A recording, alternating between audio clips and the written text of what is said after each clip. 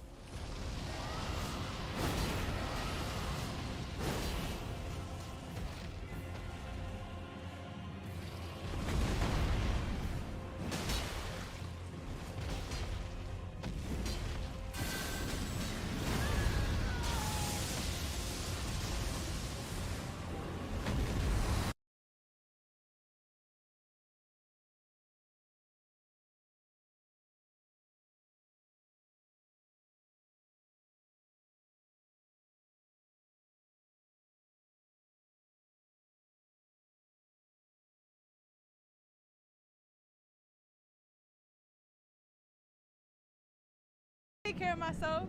You take care of yourself? Yes. You're independent? Yes. So you don't need a man to take care of you? No. No? No. Would you rather a breadwinner or a stay-at-home dad? Breadwinner. Breadwinner? And why is that? Because I'd rather be the stay-at-home one. If you're independent, why would you rather be the stay-at-home one? There you have it. And another thing, stop saying that man was trying to control you when he was only trying to lead you into a better life. But you so hard-headed, you so egotistic, you so prideful, you so stuck in your ways that you wouldn't even let that man lead. Have a good day. Acting like that. All right, calm down.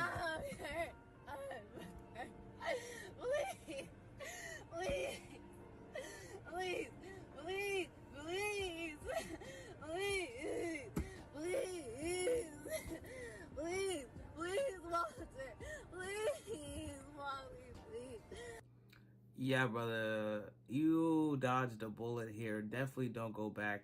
My brain, I never understood this whole thing. Like, you get caught cheating and then you start crying?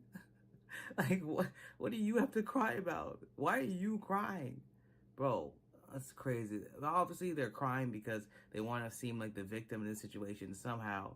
I mean, don't fall for it, brother. Just literally just leave. I wouldn't even record that. I'd be out of there. Nice guys do not always finish last. You know what? You're right, ladies. The nice guy doesn't finish last, because this is what's going to happen. Some of you left this guy when you were younger in age because you just felt like you were going to miss out.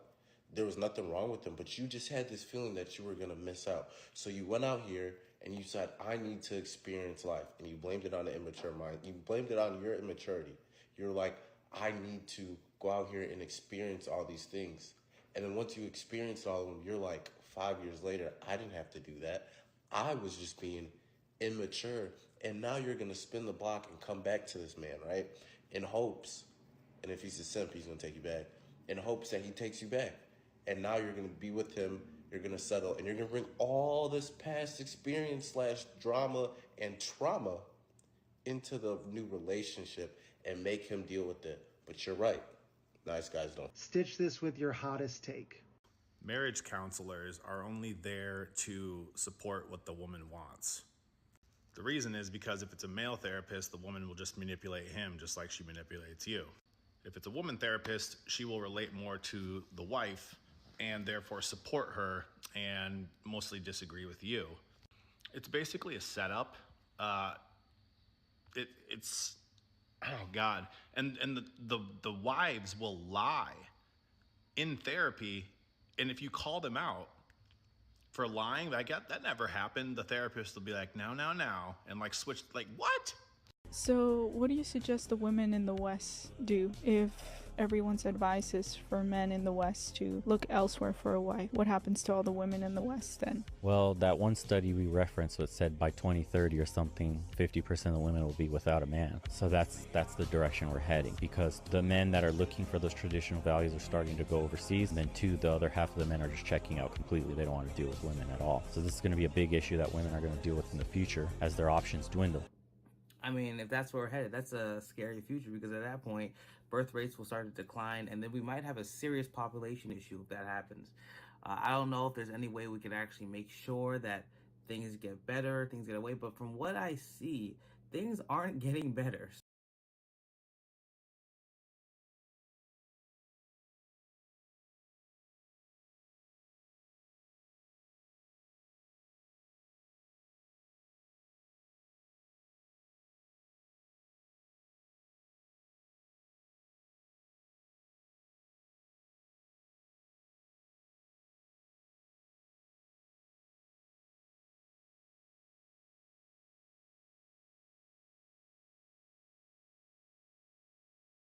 So I don't know.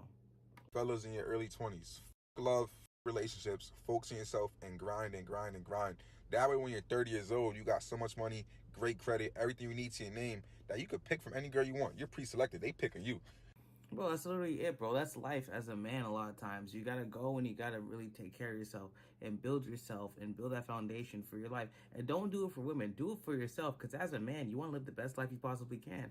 Don't do these things as women as a motivator, in my opinion. Do them because they're just genuinely good things and they will make you happy and fulfilled. does a man get a one-night stand? Repent and believe the gospel. You don't need no one-night stand. You need Jesus, man. Fair enough. Jesus is the way, the truth, and the life. Tonight, God calls you to be saved. Be reconciled. Dude finds a pretty female who has no status, no following. Nobody knows who she is. She's a gem.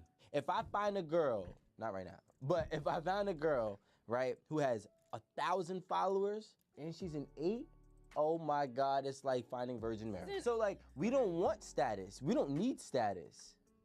We just want you to fit whatever. We actually want, especially in 2022, we want you to have less amount of exposure as possible.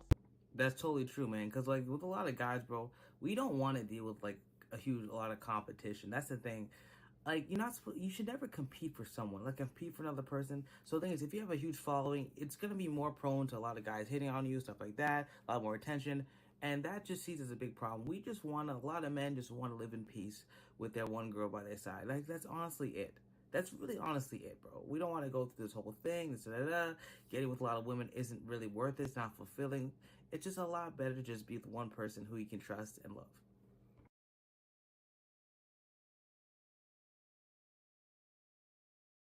Where are you? I'm standing over the back. Stop! Okay. Stop! Oh! No! It needs... Most nerve-wracking part. You're gonna hate what you see. Oh my God, you're gorgeous. Is this the type of person you Honestly, no. Why? And... What? What did I do? Honestly, I feel like it's because No, I'm heavy. no. Yo, that was cold, bro. That was cold. She said, "Oh, you're gorgeous." He didn't say a word, bro. He didn't say a word, man. And it just shows the reason she said that. It shows she is probably insecure about her size, which is fine. It's okay to be insecure about it. But like the fact that she was angry, she just quickly pushed the button just shows like it was just out of spite, bro, and pettiness.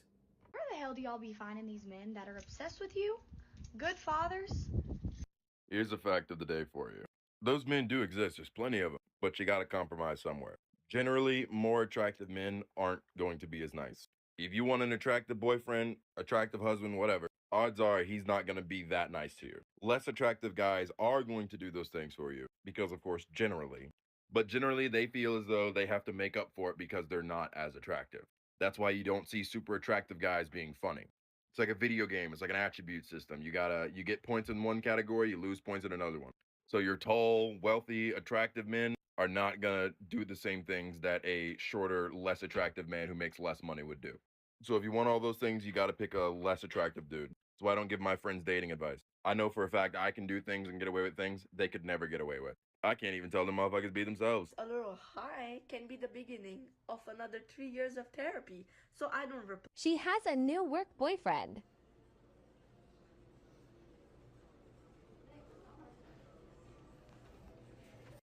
Bro.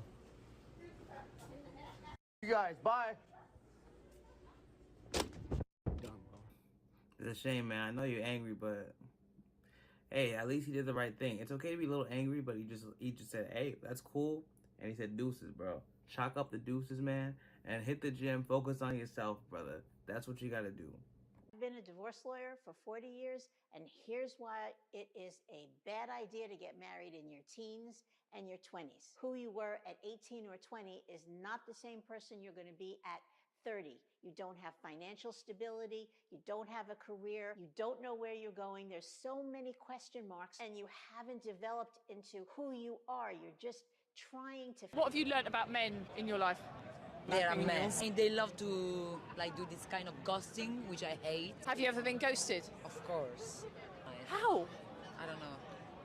Exactly. Look at you. Yeah. Have you ever ghosted anyone? My ex. Well, there you go. It's karma. You say you don't like ghosting, then you start ghosting people. That's what you get. I mean, hey, don't feel bad. I don't want to hear this victim mentality because you out there, you start ghosting people too. Come on. I wish I heard this advice sooner. I never even heard this advice. Actually, this is just my personal advice to anyone out there, or any guys out there, I guess. 99% of girls are just confusing. So confusing that they don't even know what they want themselves. And because of that, if you care too much, you are going to be caught on the wrong end of that, and you are going to be the one who suffers. Or both of you will suffer. If you really care about a girl and you think she cares about you, but she's off and on, then you're both going to be going through that. So the best thing you can do for yourself is just not care. Just care as little as possible about the situation. You can still show, affection, but in the back of your mind, you have to be prepared for anything that comes, because with girls, things change by the day. This man is totally right. A big thing about dating and in life is leverage. You have to be able to walk away from anything, bro. If you're willing to walk away from a business deal, if you're willing to walk away from a relationship, if you're willing to walk away, that means that you really don't need it. And it doesn't really add much value to your life. So once you walk away, they're like, oh crap, they realize your value and they want you back. But at that point, it's too late. So always remember, understand your value, and always be ready to leave and improve yourself.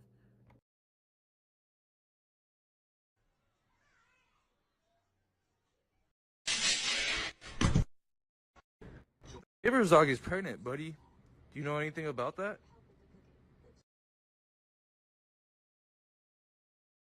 Cut. All right. Ah, god damn. That's how you cut hair? We've been trying to contact you regarding your car's extended warranty.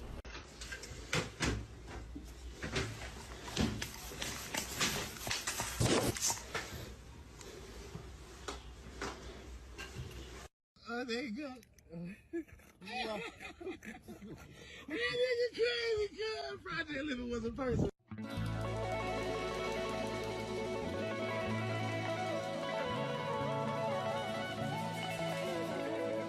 I'm not the only one seeing Walter White on my floor.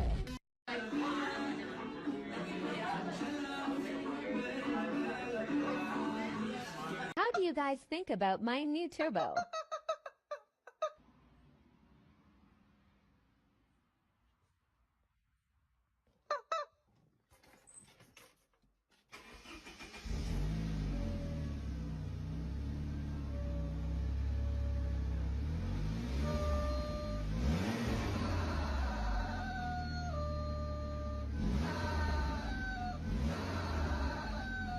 I am not in danger, Skylar.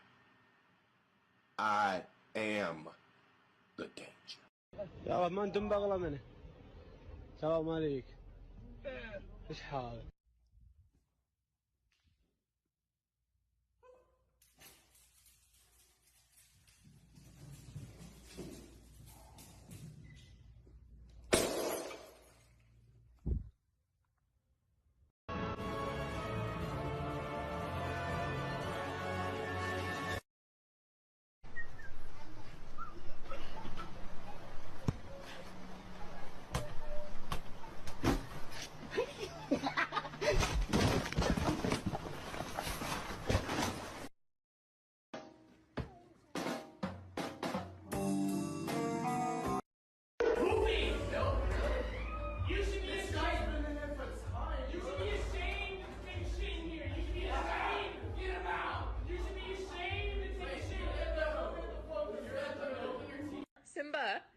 Simba, show me them legs.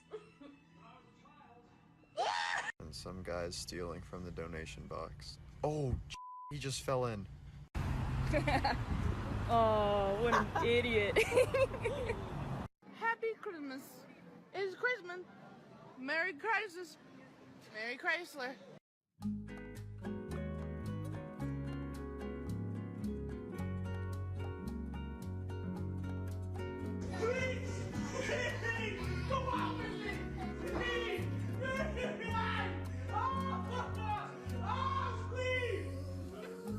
Hold on, LeBron. Oh, hold on, LeBron with the wrist. Let me find out Brown like the snow bunnies. Look at how she looking at him. Hey, what about your client, bro?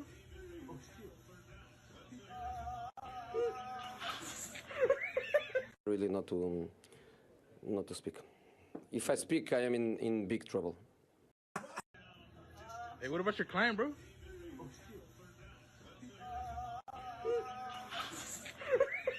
Really not to speak.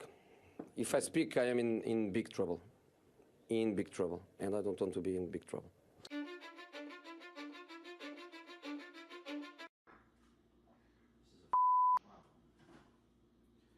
is too much. Look how much space we've got for actual food in our refrigerator.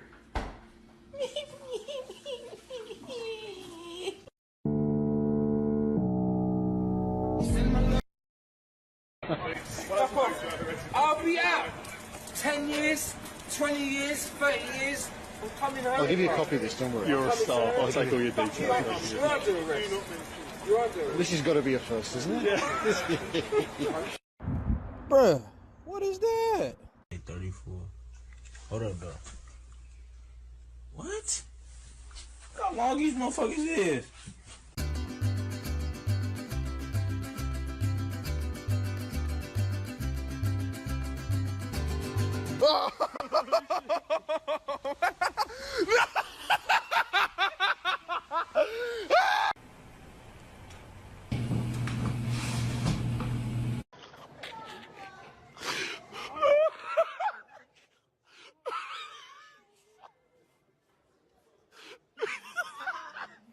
When your dog decides to break loose. Made a TikTok and you're so excited to post it and then no one likes it. Same.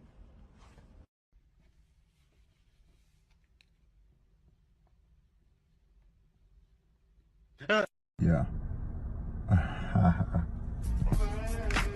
Next time you look at a girl's butt, just know there's poop inside.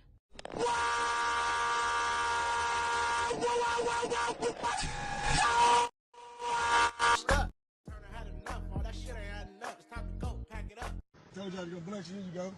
You said you wanted a couple dollars. No. Yeah, thank you. You got a change too. You can have it, man. Happy New Year, man. Goddamn change, nigga.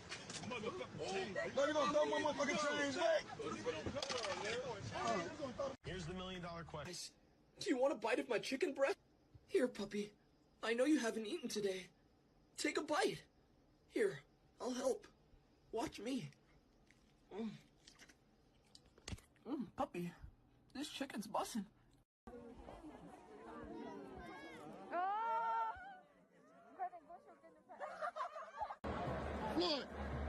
Floyd, I'll knock you out, nigga. You sick, look at it.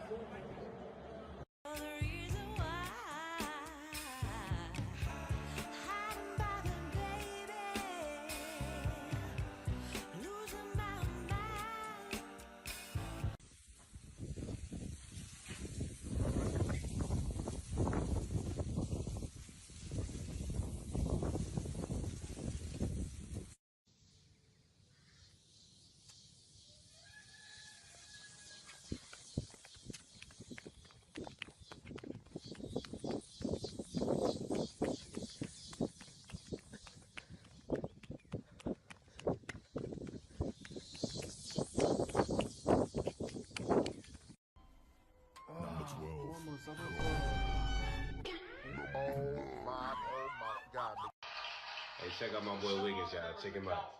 Just keep watching. Look at him. Here come the head scratch. Look at him. What are you looking at, y'all? What are you looking at? And our heart is with all of the families. You gotta see if anybody's seen him. They're hurting. And I seen you. Oh my god, there's a leaf in the car. Johnny! Bro, you fucking childish, man.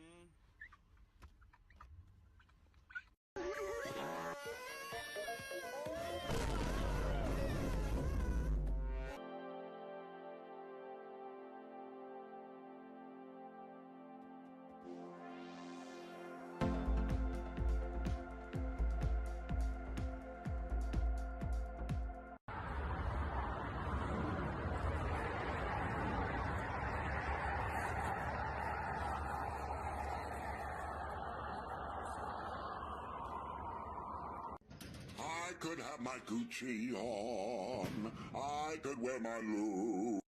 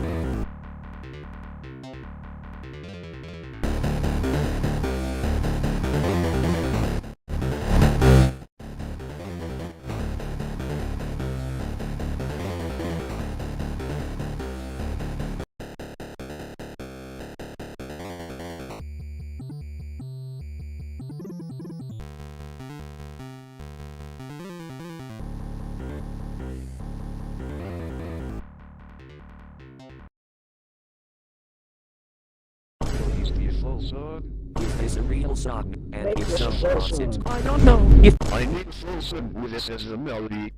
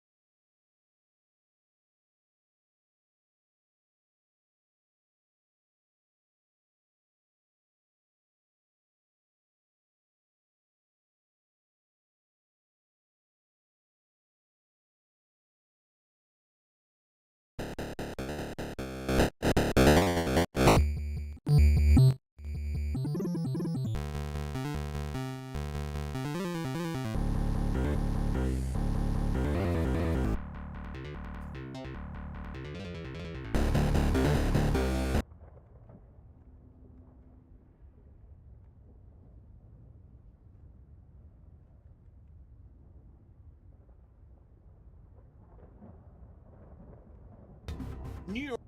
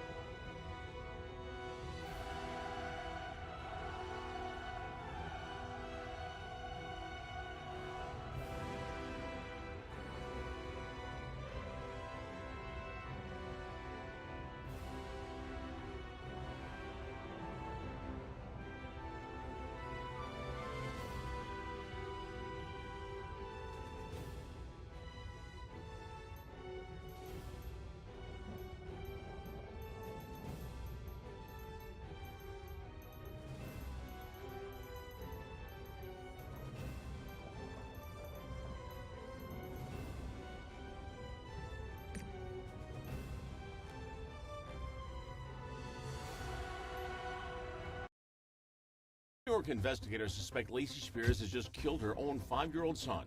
The boy dying just hours after doctors in this hospital gave him a clean bill of health. Cops claim Spears poisoned her son with lethal levels of salt. And now they believe they have proof. Actual videotape of the heartbreaking murder. Doing an interview with Garnett's kindergarten teacher, who also happened to be a nurse. She said, he was on an EEG, and we said, yes, he was. She goes, well, where's the video to that? I didn't know there was a video. Well, who knew? I didn't know the machine was hooked up to video. Yes, video. Frame by frame, the final moments of Garnett's life. We want to warn you, some of the images are graphic. The video begins when Garnett checks in on Friday, and it records through Sunday when doctors and nurses tell Lacey that Garnett is healthy enough to go home. After medical personnel leave the room, Lacey appears to take Garnett to the bathroom, just outside of camera range.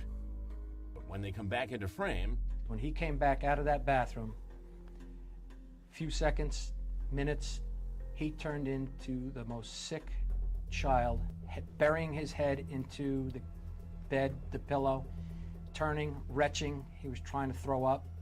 but we've already know that he couldn't throw up because at 9 months old, he had an operation that kept him from throwing up. It's something that will haunt me. It was probably it's the worst video. We actually had to watch a video of a 5-year-old child being murdered.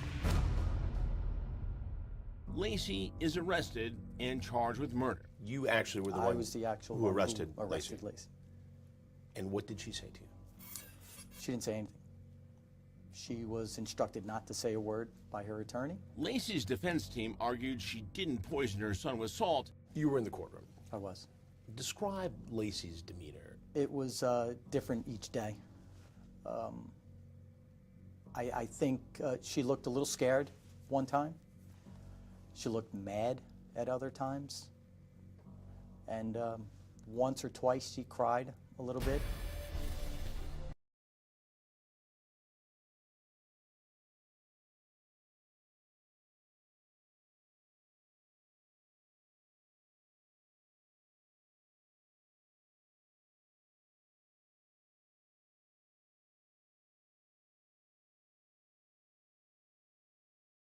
But in court, prosecutors slowed down that video to show what appears to be a feeding tube and some substance in Lacey's hands when she returned from the bathroom with her 5-year-old son. Prosecutors claim that just off camera in the bathroom, Lacey gave Garnett a lethal dose of salt, which moments later caused his brain to swell and ultimately killed him. But there's more.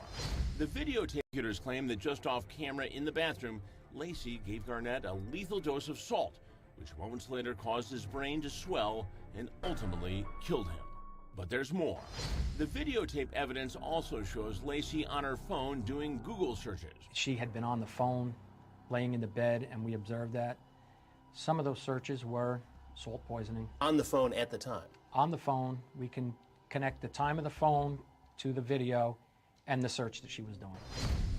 Unimaginable. He had a right to grow up and a right to grow old, and she stole that from him.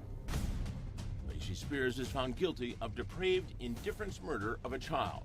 Instead of nurturing and protecting a beautiful child, you subjected him to 5 years of torment and pain. One does not have to be a psychologist to realize you suffer from a mental illness, known as Munchausen by proxy. What does this video indicate to you? Well, watching it in court, it was brought tears.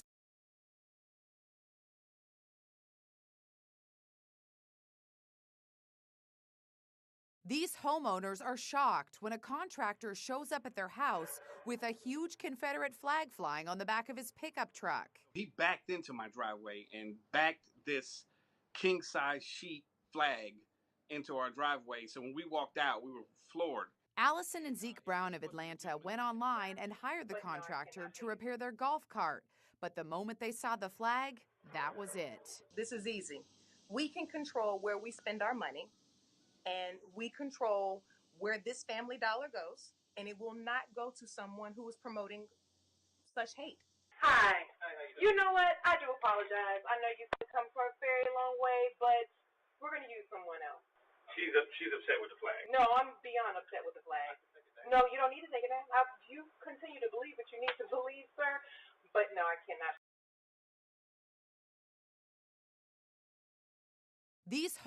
And it will not go to someone who is promoting such hate. Hi. You know what? I do apologize. I know you've come from a very long way, but we're going to use someone else. She's upset with the flag. No, I'm beyond upset with the flag. No, you don't need to take it down. You continue to believe what you need to believe, sir, but no, I cannot pay you for your services. Thank you. Have a good day.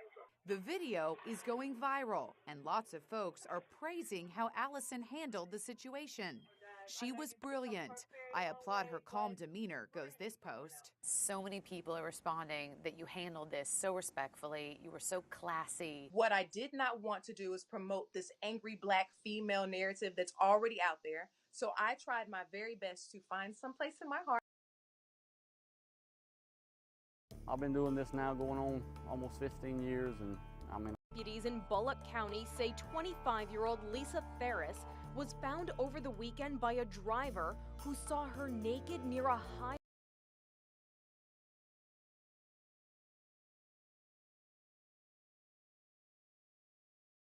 Heart-stopping drama as a toddler is tossed from a burning building into the arms of a firefighter. It happened in Decatur, Georgia, as firefighters were scrambling to save a family of 8 children trapped in an apartment. The second floor burning. People look like they're trapped in there. You said people look like they're trapped inside? Yes. I hear people screaming. The toddler was tossed off a rescue ladder by her dad and was caught upside down by Captain Scott Stroop. He turns the child upright and cradles her in his arms as he runs from the flames. Captain Scott Stroop looks up and says, "Just drop him." And the father dropped the child, and Scott made an amazing catch. You can see Captain Stroop twisted his knee after making the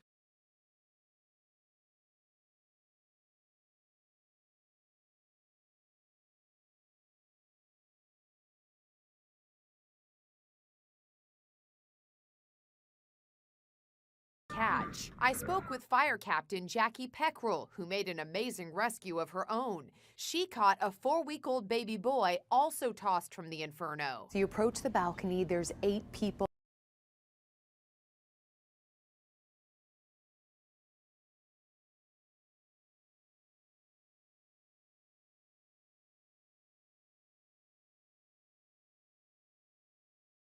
Welcome to 10 Things You Didn't Know in Elden Ring, and things you might realize have been patched.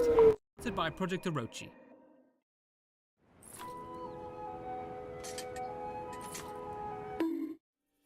Until very recently, there was a bug where if you used a flail's charge-up attack while wearing the deathbed dress, you would hit yourself in a slapstick kind of way. I had a data miner, King Boar, explain this to me. The reason this self-flagellation occurred was due to a unique interaction between the dress and flail. The charge attacks are designed to do slightly more damage each rotation, but instead of giving each rotation its own attack entry with slightly more damage, they chose to apply a special effect to the player that adds a flat amount of physical damage. Therefore, the area of effect hitbox of the dress's healing effect was given this flat amount of damage from the flail's special effect.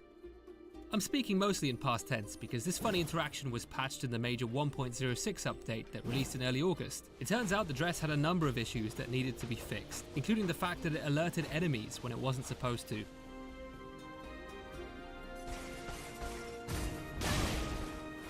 Of course we know there are ways to parry and deflect magical spells in Elden Ring, uses Ashes of War like Thop's Barrier and Carrion Retaliation.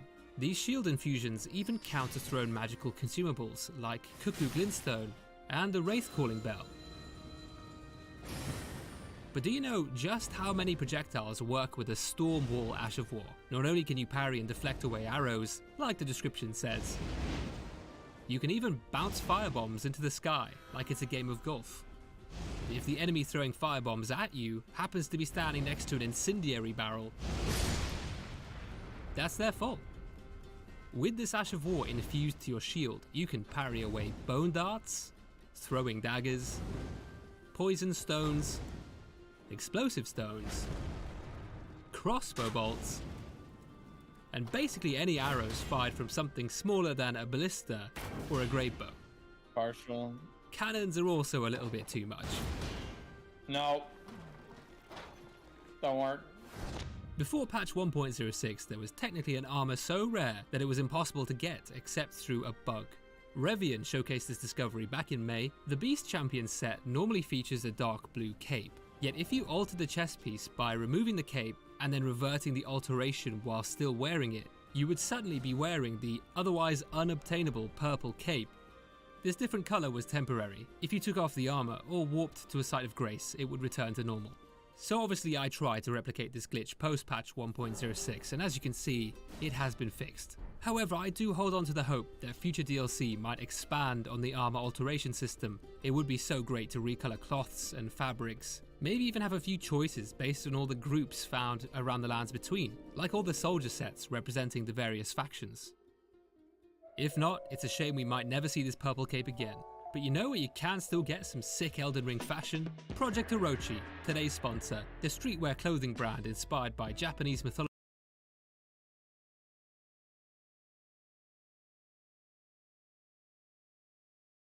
Fellas, I want to be honest with you. If you're giving a woman attention and she's pulling back because you're giving her attention, she really just doesn't want you that much. Ultimately, you can't monitor your actions and try to do all this crap and not act like yourself because you're so worried about getting a girl. The bottom line is when you get your options up, you treat a woman the way that you want to treat her, with respect, and if she doesn't like that, then who cares? You have other options. Move on. She brought all her kids on our date and want me to pay. I ain't paying for your kids, man. This is crazy. I said, we gonna do a date. I called you, asked you to come on a date, and you talking about pay for your kids. They're packing still, baby. You pay for me, you pay. All right, well, I've been your friend for 2 years. Like, he ain't tell you shit yet. We've been Yup, that's been my play toy. And he has a bigger than your little ass. How about that? Yo, it's not even like that, my boy. Bro, you dead ass, bro. It's not even like Get that, in my the boy. house. Yo, bro, you dead ass, bro. Yo, bro, you dead ass, bro. Every time she came to my crib, I was drunk, bro. Yo, word of my mother. Drunk. Yo, bro. She would come to me. Yo, bro. She would come to me. Yo, bro. Chill. Yo, bro. Yo. I'm not trying to hear none of that, bro. 2 years? Chill, bro. 2 years. Yo, listen. 2 years. Like 2 years. 2 years. Nah, bro. I gotta shoot 30 seconds. Nah, y'all gotta shoot the one on. I'm not trying to do that to my man, bro. Oh. It don't even. It's not even like I be making the moves. Yo, bro, I got there 30 seconds, bro. 2 years. Chill. 2 years. Chill, bro. Nah, bro. It's not even like that, son. It's not even like that. It's not even like that, bro. Yo, I be drunk. She be coming to me like, yo, this. I'm like, yo, I'm giving her advice. Dub that. Nah, we gotta get it on, bro. End this video, bro. We about to get it on, bro. Be touching me. Yo, we gotta get. Yo, bro. Oh, yo, chill. Yo, chill. Yo, bro. We gotta get the 30 seconds on. I'm not gonna lie. Chill. We gotta get the 30 seconds. Yo, bro. Bro. Oh, yeah, bro, that is not a friend. That is a snake. That's a terrible person. What you gotta do is, don't like even get into a battle with this guy, bro. Just literally leave, block him. These two people are made for each other. Those two people are trash, conniving people. And honestly, bro, revenge is never worth it, bro. In the future, just build yourself, focus on yourself. And when your life improves and they stay in the same place they were before, that's when you know you've made it. Significantly younger than them is severely lacking in their life. No, absolutely. I absolutely 100% refuse to believe this. I refuse to believe that we have devolved so much as a society that we are taking morality advice from Mia Khalifa. Are you serious right now? We all know what she's famous for. And if you're going to try to claim she's famous for something else, you are a fucking liar. We all know exactly what it is. I absolutely refuse to believe that our society is so unbelievably fucked and irredeemable that the person who feels they have the right to give advice on what is moral is Mia Khalifa. You guys see a man who doesn't have a whole bunch of women around him, you think something's wrong with him. I'm not the one that said it, but she ain't telling no lies, bruh. If women only want men that other women want, I ain't gonna tell you no lies, bruh. Ask a man, bruh. When he's single, yeah, he might still get some play, he might still get women, but as soon as he posts that he in a relationship or he got a baby on the way, his inbox be doing numbers, bruh. And they only want you if other women want you, bruh. I really never understood the logic. Like, I never understood the logic of wanting someone only because someone else has them. Like, it's not even about them. It's not about the guy. It's about their own ego, straight up. They just want to sit there and be like, okay, I was able to pull this guy from you. That's literally, it's just for their ego because they are insecure. People who do that are so insecure, it's not even funny. Culture has brainwashed you to think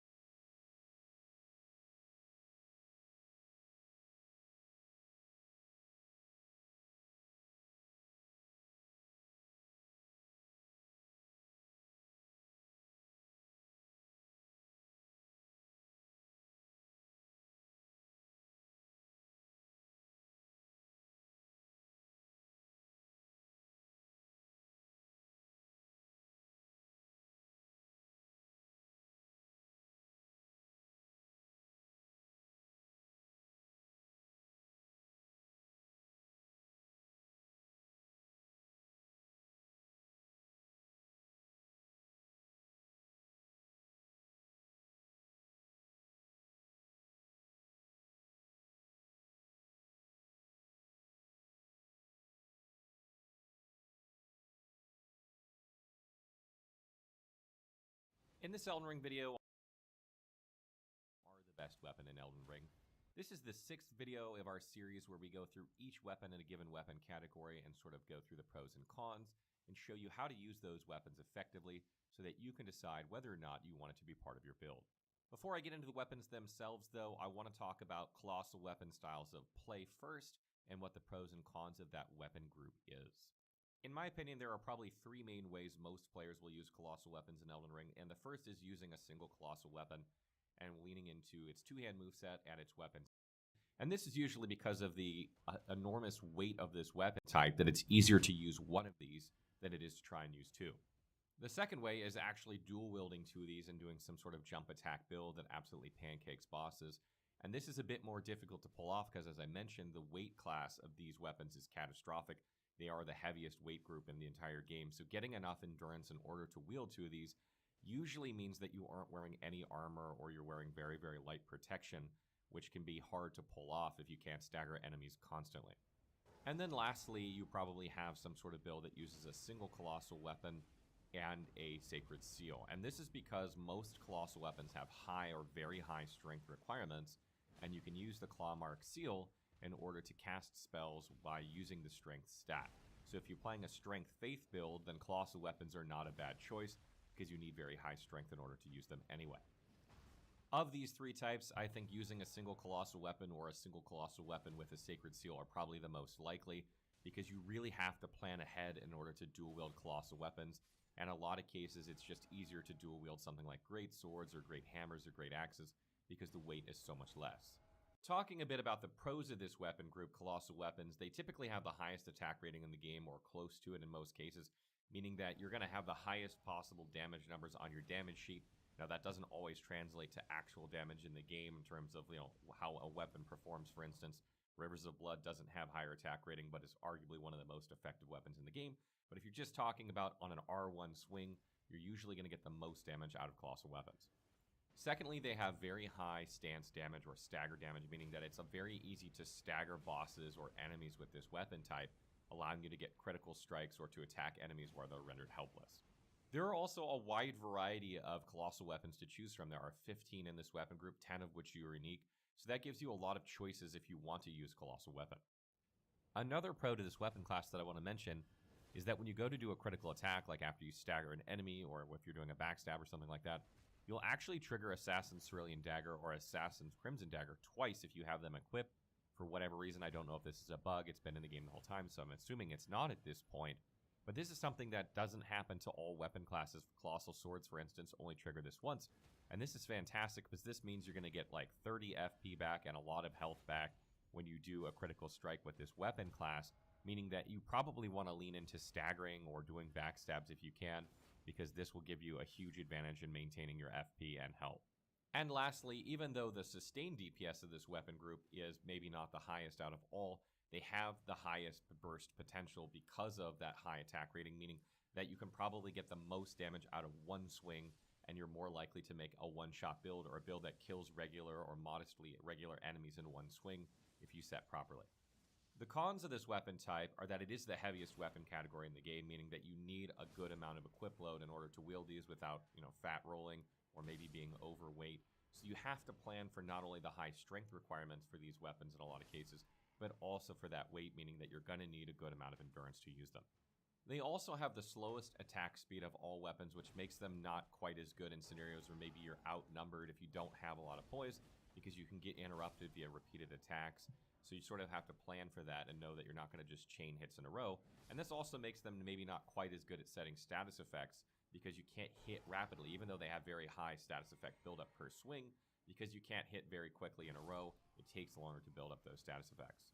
Another negative of this weapon class is the high stamina consumption per swing. If you're swinging this weapon over and over, you're going to run out of stamina very fast. In a lot of cases, it's like 2 swings, maybe 3 swings, depending on your stamina, and you're out of stamina. And if you mix in a block or a roll in there, then you're probably talking about 2 or less swings in most cases.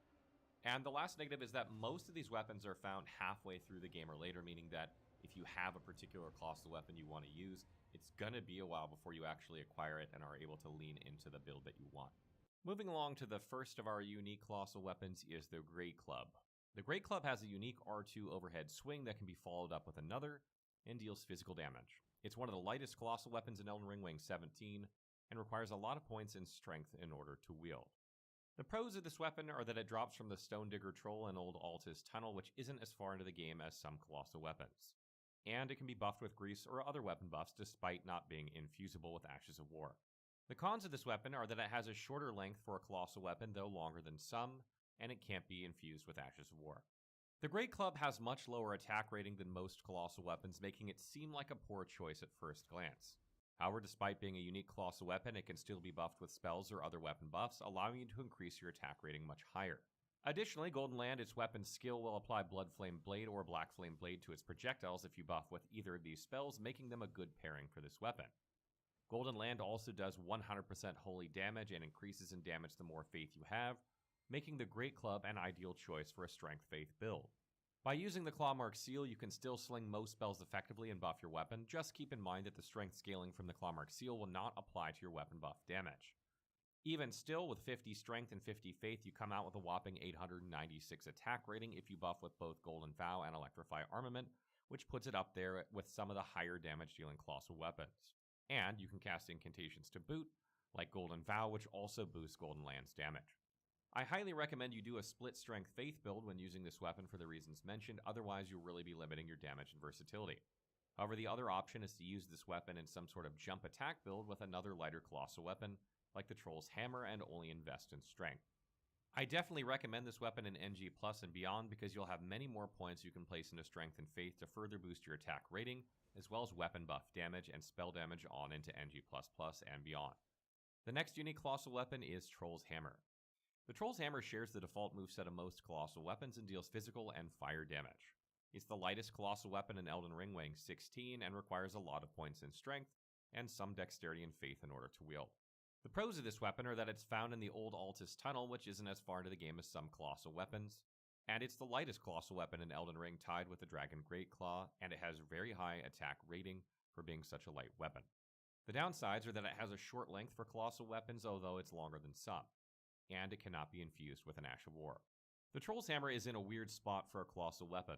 It does very little fire damage, and the faith scaling is extremely poor, making it unlikely to be used in any sort of strength faith build. However, it does have very high attack rating for its weight, particularly when two-handed. You get about the same damage with the Sacred Infused Giant Crusher, which has the same length, better scaling, and has the option of various different Ashes of War. The Giant Crusher, though, has much higher requirements and weighs a lot more, so there are some trade-offs. Troll's Roar deals only physical damage with its shout, meaning it doesn't use any of the fire damage of this weapon for its calculation. Since Troll's Roar can be placed on many different weapons, it's better to be used on an all-physical damage colossal weapon if you like this Ash of War. Troll's Roar and its follow-up attack are both boosted by the Roar Medallion and Highlander Axe. If you really want to use this weapon, you'll want to increase your strength to 80 while meeting the minimum requirements for dexterity and faith, which is extremely easy to do. I'd suggest making a similar build to the Colossal Crusher build with this weapon that takes advantage of Troll's Roar and the double proc of Assassin Cerulean and Crimson Daggers. Or you could make a build with another light colossal weapon like the Great Club, doing dual wield jump attacks since they are much lighter than many colossal weapons. I don't recommend this weapon for NG Plus and beyond because of the poor faith scaling, and you'll have about 90% of its total potential attack rating by the time you finish New Game. Next up is the Dragon Great Claw. The Dragon Great Claw shares the default moveset of most colossal weapons and deals physical and lightning damage. It's the lightest colossal weapon in Elden Ring, weighing 16, and requires a lot of points in strength and some in dexterity in order to wield. The pros of this weapon are that it deals 30% damage against dragon-type enemies, it deals plus 15% damage against ancient dragon-type enemies, it's slightly longer than most other colossal weapons, it's the lightest colossal weapon in Elden Ring tied with Troll's Hammer, and has high attack rating for its weight. The negatives of this weapon are that it cannot be infused with Ashes of War and is found somewhat late into the game, dropping from the Draconic Tree Sentinel in Capital Outskirts. The Dragon Great Claw does a similar amount of damage to the Troll's Hammer, both of which are the lightest two colossal weapons in Elden Ring. However, it deals lightning damage instead of fire and is a bit longer and deals extra damage versus dragons. It also has a different Ash of War Endure that is far better in PvP than PvE, since the best policy when facing bosses is to avoid damage altogether. The fact that you cannot change the Ash of War on this weapon and that it is so light makes it far better in a dual wield setup that places it in the offhand where it will not be used as often. Consider pairing it with the Watchdog Staff, which has nearly identical requirements and scaling, has a much better Ash of War, and is only slightly heavier. The sweet spot for this weapon is 55 strength and 55 dexterity, after which point it begins to drop off a bit, but you'll still get decent damage all the way up to 80 in either of these stats, making it a good candidate for New Game Plus, where you will likely reach these numbers. Up next is the Watchdog Staff. The Watchdog Staff shares the default moveset of most colossal weapons and deals physical damage. It has an average weight for colossal weapons in Elden Ring weighing 19 and requires a lot of points in strength and some in dexterity in order to wield. The pros of this weapon are that it's longer than most other colossal weapons, it's found rather early on in Road's End Catacombs and Liurnia of the Lakes, and Sorcery of the Crozier, the weapon skill of this, provides an excellent ranged option with no investment in intelligence or faith. The negatives of this weapon are that it cannot be infused with Ashes of War, and it has very low attack rating for its weight. The Watchdog Staff sacrifices raw damage for a unique weapon skill that deals magic damage and tracks enemies, dealing damage at range. It's a great option for a melee build, giving you a spell-like attack that you can use when you cannot get near a dangerous enemy. This puts it into kind of a strange place because you have to decide whether to lean into Sorcery of the Crozier or if you want to focus on jump attacks with this weapon. This is because talismans that benefit Sorcery of the Crozier don't really fit into a melee build. Things like Ritual Sword Talisman, Magic Scorpion Charm, and Assassin's Cerulean Dagger do nothing if all you focus on is jump attacks, but they greatly benefit a build that focuses on this weapon skill. Note that Shard of Alexander doesn't boost the damage of this weapon skill, although it really should. The most unique thing about the Watchdog Staff is this weapon skill, so in my opinion I'd focus on that like I did in my Sorcery Sentinel build, or use another colossal weapon that has higher attack rating for a jump attack sort of build. Use the talismans I mentioned in order to pump the damage of this skill, and you can either two-hand this weapon or try to dual wield it with another light colossal weapon like Dragon Greatclaw if you wish. The optimal stat spread for this weapon is about 60 strength and 50 dexterity, which is very similar to the Dragon Greatclaw, and it scales relatively well up to 80 in both stats, making it a good candidate for New Game Plus. The next unique colossal weapon is Staff of the Avatar. The Staff of the Avatar shares the default moveset of most colossal weapons and deals physical and holy damage. It has an average weight for a colossal weapon in Elden Ring weighing 20 and requires a lot of points in strength and some in dexterity and faith in order to wield. The pros of this weapon are that it's one of the longer colossal weapons in the game, it has the highest potential attack rating of all unique weapons in Elden Ring, and it has 730 attack rating at minimum requirements, which is very high. The cons of this weapon are that it drops very late into the game from the Erdtree Avatar in Deeproot Depths. You cannot infuse it with any Ashes of War or change the affinity, and holy damage is one of the worst damage types late game, as some of the most difficult bosses resist it. Staff of the Avatar has incredible attack rating and has the highest potential attack rating of all unique weapons in Elden Ring. Additionally, it doesn't weigh nearly as much as some colossal weapons at 20 weight, and is one of the longer colossal weapons in Elden Ring. The downsides are that it does some holy damage, and holy damage is one of the worst types of damage late in Elden Ring, and you don't get this weapon until very late into the game, so you won't be able to use it for a very long time. Additionally, Erdtree Slam does about the same damage in a lot of cases as a jump attack, making it very situational when enemies are clumped together or versus undead. Something particularly interesting about this weapon is that you get the highest attack rating in NG by pumping strength to 80 and keeping faith at 24, which is the minimum needed to meet its faith requirements. However, if you go for 50 strength and 50 faith and two-hand the weapon, you have nearly the same attack rating as if you two-handed it with 80 strength, and Erdtree Slam does slightly more damage with 50 faith, making this the optimal stat spread if you're two-handed. This also allows you to play a strength faith build rather effectively using the Clawmark Seal, which gives you a host of buffs that can further boost your defenses and damage, as well as a variety of ranged options. Erdtree Slam does a mix of physical and holy damage, allowing you to increase its damage with Flame Grant Me Strength, Golden Bow, Holy Shrouded Cracked Tear, Sacred Scorpion Charm, as well as Shard of Alexander and Ritual Sword Talisman. This gives you a variety of ways to increase not only your Erdtree Slam, but also your own attack rating. Since this weapon continues to scale decently with strength and faith and even dexterity, it's an excellent candidate for NG Plus and NG++ playthroughs, since you can continue to increase your damage through both of these playthroughs. Next up, we have the Rotten Staff. The Rotten Staff shares the default moveset of most colossal weapons and deals physical damage. It's one of the lightest colossal weapons in Elden Ring weighing 18, and requires a lot of points in strength and some dexterity in order to wield. The pros of this weapon are that it causes Scarlet Rot buildup with each hit, and it's one of the longer colossal weapons in the game. The downsides of this weapon are that it cannot be infused with Ashes of War. It drops extremely late in the game from the Putrid Avatar and Miquella's Haligtree, essentially making this an NG+ weapon. It has low attack rating compared to Staff of the Avatar and lower than most other colossal weapons. Erdtree Slam deals about 40% holy damage, which isn't the greatest damage type, and it has similar damage to the Rotten Great Axe, but with less versatility. The Rotten Staff is a mixed bag. On one hand, you deal Scarlet Rot buildup with each attack, and it's one of the longer colossal weapons, and on the other, you deal less damage than just about every colossal weapon in Elden Ring. Additionally, Erdtree Slam deals both holy and physical damage, however the weapon itself does not. This means in order to boost Erdtree Slam's damage, you will likely use something that increases holy damage, which does not benefit your regular attacks, unlike Staff of the Avatar. The only way I can see to use this weapon the most effectively is to pair it with a Rotten Great Axe and make a jump attack dual-wield build that focuses on Scarlet Rot buildup as a secondary means of damage. This would allow you to main-hand the Rotten Great Axe with a much more effective Ash of War and just forget about Erdtree Slam. Use the Mushroom Crown and Kindred of Rot's Exaltation for boss fights to increase your attack rating to that of most other colossal weapons. The sweet spot for this weapon is about 50 strength, though it scales well up to 80 with minimum requirements in dexterity. It does have okay scaling with dexterity, however, making it more viable for NG+ than some other weapons, though not the greatest choice. Next up for unique colossal weapons is Envoy's Great Horn. The Envoy's Great Horn shares the default moveset of most colossal weapons and deals physical and holy damage. It has an average weight for a colossal weapon in Elden Ring, weighing 19.5, and requires some points in strength, dexterity, and faith in order to wield. The pros of this weapon are that Great Ocular Bubble, its weapon skill, does incredible damage when built properly. The negatives of this weapon are that it's found extremely late in the game, dropping from the Giant Envoys and Mikla's Halig Tree, essentially making it an NG+ weapon. And it can take a very long time to farm this weapon, and holy damage is one of the worst damage types late in the game, as some of the most difficult bosses resist it.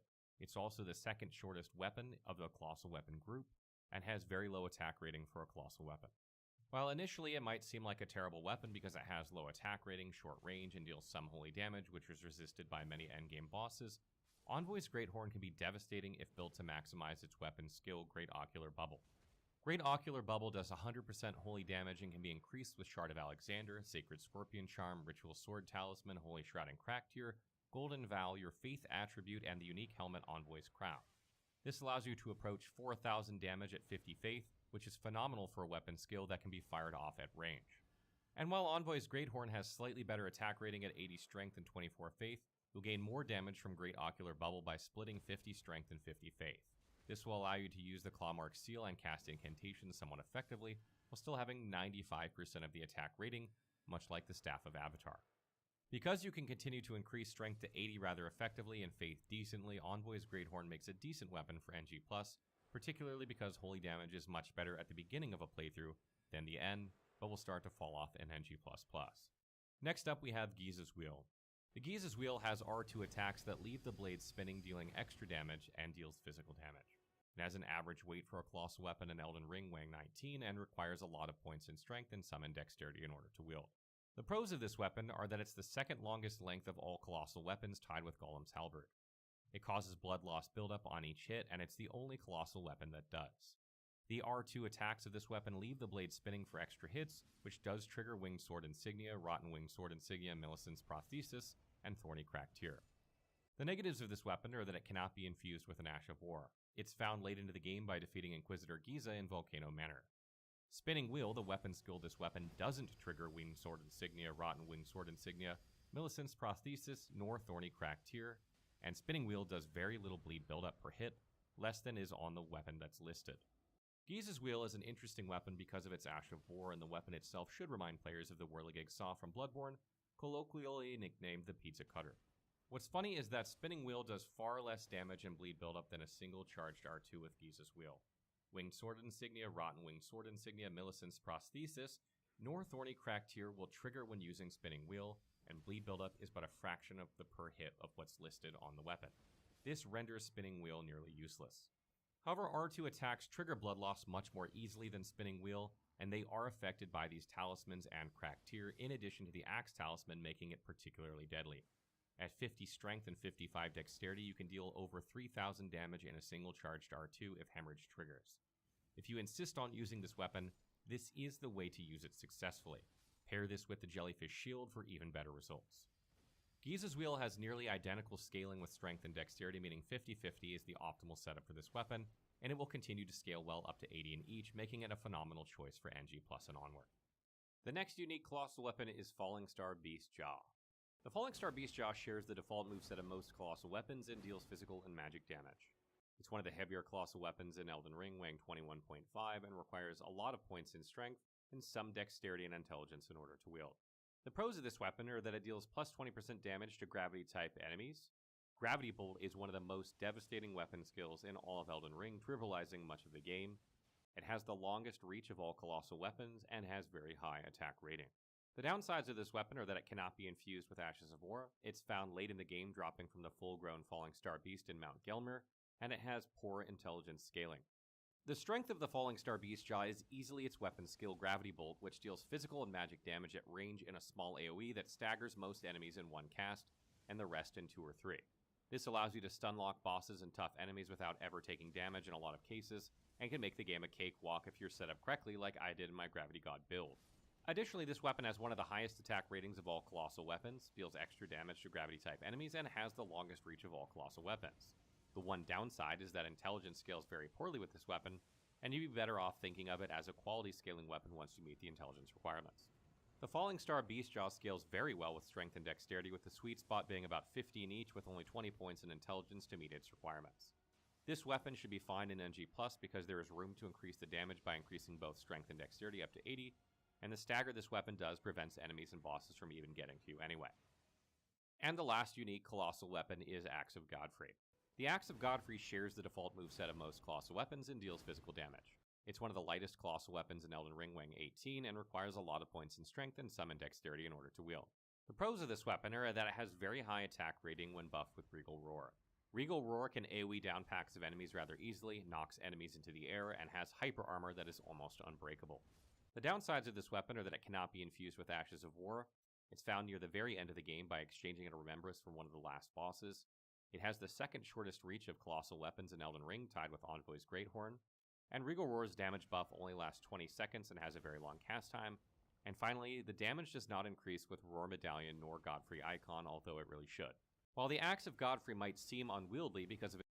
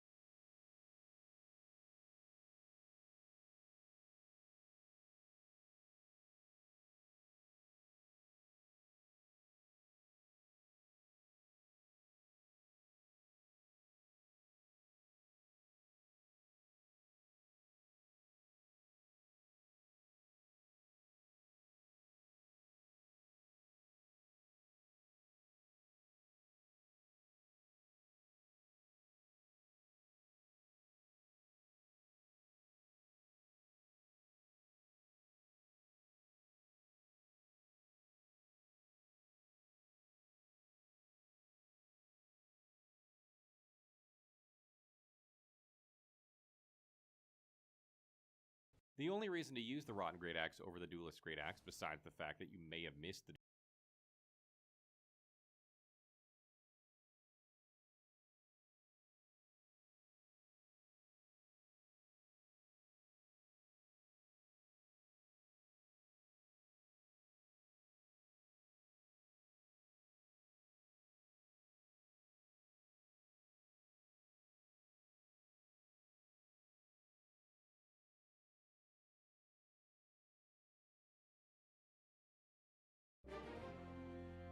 It doesn't get nastier than this. 2 women going absolutely bananas in the shampoo aisle of a Walmart store. Pretty terrible, right? But it gets worse. The 6-year-old son gets in on the act, trying to help out his mom. In the video that's gone viral, you can actually see the child hit the woman who's pinned on the ground with a bottle of shampoo. Then he kicks her in the head. Here's how it all unfolded. The woman, who was apparently disabled, was on a scooter shopping at a local Walmart in Beech Grove, Indiana, when she complained about shopping carts crowding the aisles. For some reason, the other shopper stepped in, and what followed was a not very ladylike exchange of words. You want it? You want it? Are you serious? Yep, she actually rose from her scooter and all hell breaks loose. Psychologist Dr. Jeff Gardier. Learn to walk away from a fight if it goes in that particular direction, but most importantly, don't expose your child to that kind of behavior. A crowd gathers and they can't believe what they're seeing. Hey, Eddie, don't do that. Y'all knock it off. The kid's sitting there upset. Get the hell off of her right now. As the fight gets more intense, the woman who seems to be winning the fight tells her son to join in. Johnny, punch her in her face. Johnny obeys and seems to whack her with a bottle of shampoo. Kicks follow.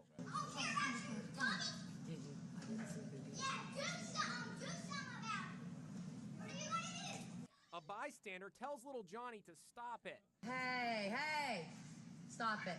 And that's when the kid gets mad. We're covering his face because he's a juvenile. Stop it.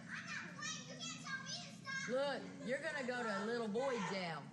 Hey, don't kick. He just kicked her in the head. Tell me what to do. And just as the women come up for air, little Johnny goes at it with another shampoo bottle. A spokesman for Walmart said this type of behavior inside one of our stores is completely unacceptable, and we are notifying the individuals involved that they are no longer welcome on our Walmart property. When cops got there, both women were gone. The women of the talk weighed in on the fight. Doing this in front of a child, getting the child involved, it's so traumatizing and so terrible.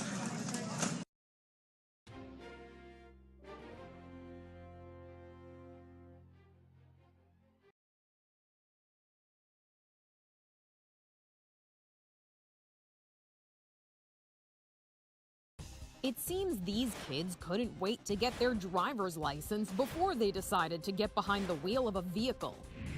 This mom was understandably furious when her 14-year-old son took her brand new BMW for a spin. Pull over now! She chased him down on the streets of El Paso in another car and demanded he pull over. While some called Aaron Martinez a modern-day Ferris Bueller, his mom Lisa was not entertained by his antics.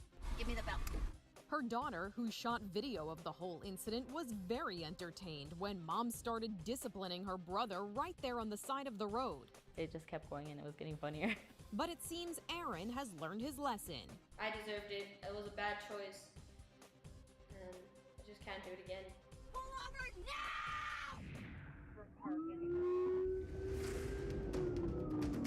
An 11-year-old in Ohio allegedly took his parents' car out of revenge and led cops on a high-speed chase through the streets of the town of Brooklyn.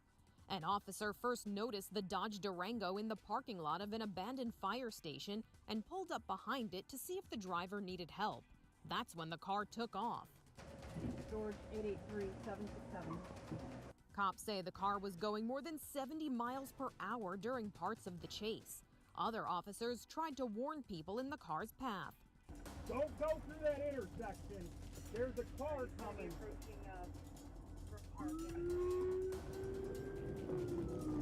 Authorities say the boy's father called 911 to let them know it was his son who had taken the car, and police stopped the pursuit. They say he eventually crashed the car into a tree but was unharmed. So why did he do it? Cops say he was mad because his mom took away his PlayStation. Here's video of cops chasing a 12-year-old girl through the streets of a Texas town. The situation was urgent because cops say she had her 7-year-old sister as a passenger in their grandmother's car. And check out the speedometer. They had to drive more than 100 miles per hour just to keep up with her as she zigzagged in and out of traffic. The county prosecutor seemed to reluctantly admit that he was impressed with her driving skills. I am amazed that somebody wasn't T-boned type accident and all this. There wasn't a head-on collision. In fact, there's at one point 2 cars are coming at her, and somehow she manages to drive right between them. The chase went on for 40 miles and was stopped when the car's OnStar theft system was activated and shut the vehicle down. This little driver also had younger passengers in the vehicle he allegedly took. A Minnesota State Police officer chased the car for 20 miles until it finally pulled into a driveway. But as he pulled up behind the car, it rolled back